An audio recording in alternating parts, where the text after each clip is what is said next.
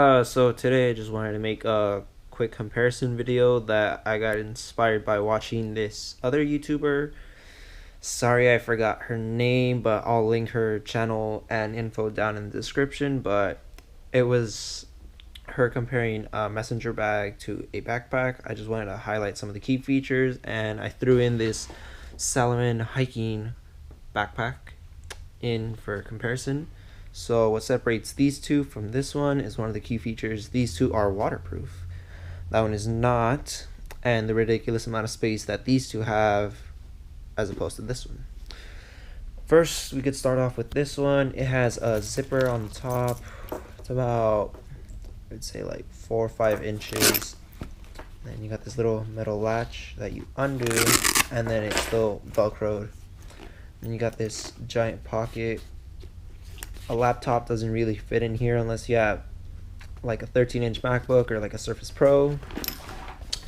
And then the inside's all waterproof so that if the outside gets wet, fret not, your belongings, books, or whatever will not get wet. You have also this extra zipper pocket inside. You have a water bottle holder on this side. It fits up to a 40-ounce hydro flask, if you guys were wondering. You got your 2 straps with the chrome embossed in the metal that does and undoes the, I don't know what these are called, but like it tightens it up so that the backpack's not hanging so low, or maybe you just want to loosen it up to take it off. It also has this sternum strap. It does not have a waist strap, but so those are some of the key features of this one. This one, it has 2 latches right here on the outside, and then it's still velcroed in. You have a small pocket. You got 2 pencil pockets or pens.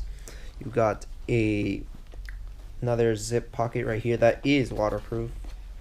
The zipper is not waterproof though. And then you have a U-lock space, and you have this giant amount of space. I can't estimate how much it is, but I will link that down in the description. And there's Velcro here, and if you undo this, it's the same amount of space that's here, and it will also be on top. Flipping it over, you've got your across the body strap, and then you got your seatbelt buckle to tighten it up or to loosen it to your preference. Main downfall of this one is that you will have more weight on your left shoulder as opposed to your right shoulder. And biggest downer about this one, you're gonna have a giant sweat mark on your back from this. Even though it's not heavily padded, it doesn't have any vents. No matter what, you would still sweat with a normal backpack. And then since I wanted to throw this one in here, the Salomon hiking backpack, I actually know how much this one has because I had looked it up. This one has about 30 liters of space as a front zip pocket right here. I am able to fit at least 2 books, like good sized reading books. And then you've got the inside of it. Again, this one's not waterproof, so don't expect too much, even though it's a hiking backpack, not for cycling. And you got this little top pocket right here, and you've got some more straps. You flip it over. You've got a sternum strap, and you've got a waist strap right here. And using all of these for commuting in the city, I've carried the same amount of stuff in this one as opposed to this one and this one, which would be my U-lock, my helmet, my keys, a sweater slash jacket, a bottle, some snacks, and my laptop in each and every single one of these. All those things. And the tools in the helmet are in there sometimes because I lock up my bike, and I don't want to leave that stuff locked up with the bike or on the bike because people steal it. So out of all 3 of these, I purchased one for $5 at a yard sale. They're a little bit more pricey on the website or eBay. This one I paid $50 and this one I paid $75 for. Mind you, these were bought 3 years ago. This was bought a few months ago.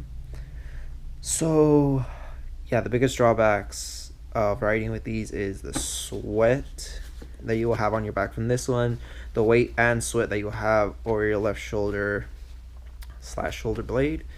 And this one is not padded at all. It maybe has like half an inch of padding on the back.